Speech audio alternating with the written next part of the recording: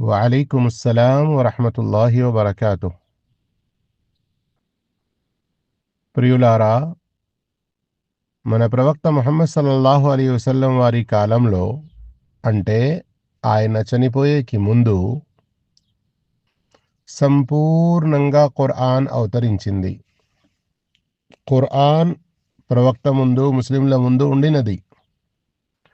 మరియు ప్రవక్త కాలంలో స్వయం ప్రవక్త సల్లల్లాహు అలైహి వసల్లం వారి ఇద్దరు కుమారులు, ముగ్గురు కూతుర్లు, అలాగే ఇద్దరు భార్యలు, అంటే ఒక మనిషికి అత్యంత దగ్గరగా ఉండే బంధువుల్లో వీరు 3 రకాల వారు, కొడుకులు, బిడ్డలు, భార్యలు చనిపోయారు.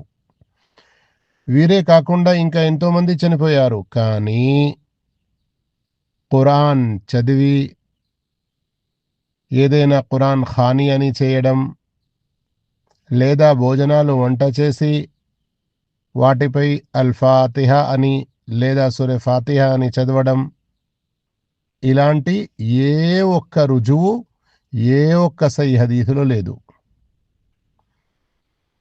చాలా మంచిగా అర్థం చేసుకోండి. కొందరు ఏమంటారు, అరే ఏంటి మీరు ఒక్క హదీస్ లేదని అంటున్నారు?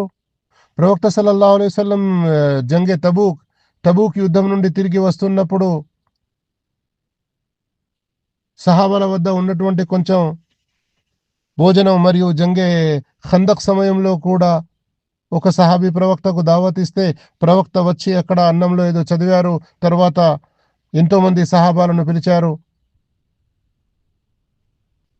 ప్రియులారా, ఆ హదీసులు మీరు ఒకవేళ శ్రద్ధగా చదివారంటే స్పష్టంగా మీకే తెలుస్తుంది. ఆ సందర్భంలో మనం ఎలాగైతే మన వాడుక భాషల్లో అంటాము, తిండికి గతి లేదు.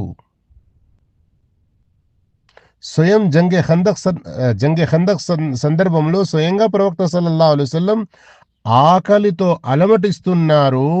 తిండికి లేక రెండు రెండు రాళ్ళు కడుపుపై కట్టుకున్నారు, నడుము ఆగాలి అని. ఖందక యుద్ధం చాలా భయంకర యుద్ధం. సూరా అహ్జాబ్లో దాని ప్రస్తావన చూడండి. ఎందరో సహాబాలకు కూడా ఎన్నో పూటల తిండికి కరువు అయింది. ఆ సమయాన ఒక సహాబీ వచ్చి ప్రవక్త సల్లల్లాహు అలైహి వసల్లంకు దావత్ ఇస్తారు తినడానికి. ఒక అక్కడ టోటల్ ఇద్దరు లేదా ముగ్గురు తిని అంత భోజనం ఉన్నది అంతే. ఆ సమయంలో ప్రవక్త సల్లల్లాహు అలైహి వసల్లం అల్లాహ్తో దువా చేస్తారు అందులో బరకత్ కలగాలని.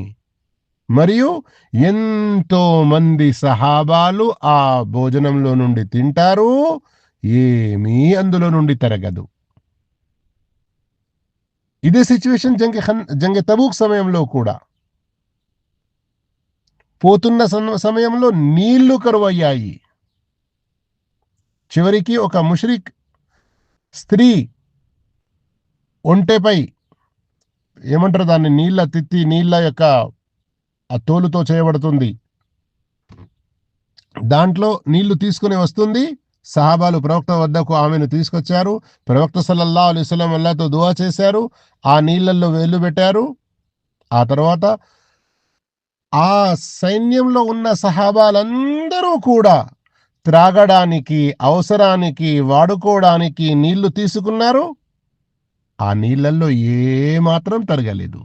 ప్రవక్త ఆ స్త్రీతో ఏమన్నారు, ఏమమ్మా, నీ నీళ్లలో నుండి మేమేమైనా తగ్గించామా? అల్లా మాకు ప్రసాదించాడు. ఆ తర్వాత కొన్ని ఖజూర్లు, ఇంకా కొంత సామాన్ ఆమెకు బహుమానంగా ఇచ్చి కూడా పంపారు. తిరుగు ప్రయాణంలో కూడా తిండికి చాలా కష్టంగా అయినప్పుడు ఇలా బరకత్ కొరకు దువా చేశారు ప్రవక్త సల్లల్లాహు అలైహి వసల్లం. ఇన్షాల్లా విషయం అంతా కూడా మీకు స్పష్టమైంది అని ఆశిస్తున్నాను. మరొక సత్యం చెబుతున్నాను. సత్యం కొందరికి చాలా చేదుగా ఏర్పడుతుంది, కానీ శ్రద్ధగా అర్థం చేసుకోండి. మన చుట్టుపక్కన ఉన్నటువంటి మన హైందవ సోదరుల్లో ఏ చిన్న పని చేసినా గానీ, ఇంట్లో ఏదైనా శుభకార్యం చేసుకున్నా గానీ, ఏం జరిగినా అక్కడ పూజారి వద్ద ఏదో చదివించడం, పూజారి ద్వారా అక్కడ ఏదో పఠింపజేయడం, ఆ తర్వాత ప్రసాదం అన్న పేరుతో పంచడం, ఇలాంటి విషయాలు ఉంటాయి. దాంట్లో కొంత బహుమానం నజరానా ఈ విధంగా పుజారులకు ఇవ్వడం కూడా ఉంటుంది. అలాంటి కొందరు అజ్ఞానులు మరియు మౌల్వీలు అన్నట్లు పేరు పొందినటువంటి ఖురాన్ హదీస్ యొక్క సరి అయిన జ్ఞానం లేని కొందరు ఇలాంటి అలవాట్లు ఇస్లాంలో చేసుకున్నారు. అందుకొరకే నా చిన్నతనంలో కూడా పల్లెటూర్లలో దావత్ పనులకు వెళ్ళినప్పుడు అక్కడ కొందరు స్త్రీలు చెంబులు పంపేవారు నీళ్ళతోని. ఏంటి, గుసుల్ కా పానీ పడకేదో. అల్లాహు అక్బర్! ఇలాంటిది ఏం లేదండి. మొల్సాబే ఏదో గుస్సుల్ కా పానీ పడకే దేనా, ఆ తర్వాత స్త్రీలు స్నానం చేయాలి. అప్పుడే వారి యొక్క స్నానం అవుతుంది.